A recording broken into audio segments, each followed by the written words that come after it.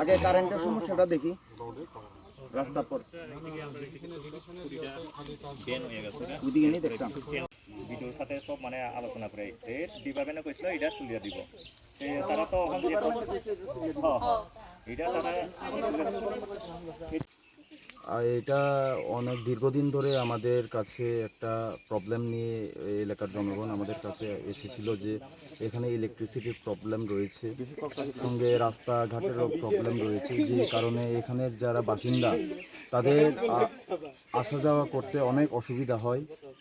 সেই সঙ্গে এখানে যে ইলেকট্রিসিটির লাইন রয়েছে অনেকটা খুঁটি এখানে ভেঙে পড়ে গিয়েছে, আর সেই সঙ্গে যে ইলেকট্রিসিটির যে কারেন্টের যে ভোল্টেজ অনেক কম।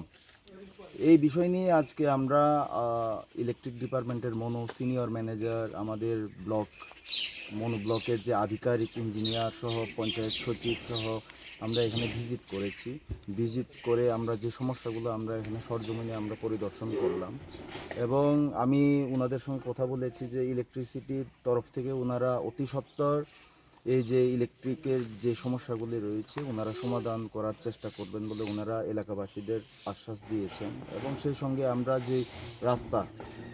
যে রাস্তাগুলো অনেক সমস্যা রয়েছে, মানুষের আসা যাওয়া করতে একটা গাড়ি ভালোভাবে আসতে পারে না, আর এটা অনেক বছর ধরে যে বর্ষার কারণে রাস্তা ভেঙে গিয়েছে। এখানে যা জানতে পারলাম, বিগত দিনে বিডিও থেকে পিডাব্লিউডি থেকে সবাই ভিজিটও করে গিয়েছিল, কিন্তু তারপরেও এই কাজগুলো এখনও করা হয়নি। আমি ইঞ্জিনিয়ার সাহেবের সঙ্গে কথা বলেছি, ওনারাও দেখবেন যে কিভাবে এটা তাড়াতাড়ি এই রাস্তাটা সলিউশন করা যায়। আর আমি ডিজাস্টার ম্যানেজমেন্টের থেকেও চেষ্টা করব যেহেতু বর্ষার কারণে এই রাস্তাটা ভেঙে গিয়েছে, এটা ডিজাস্টার ম্যানেজমেন্ট থেকে করার কথা আমি যতটুকু আমি জানি।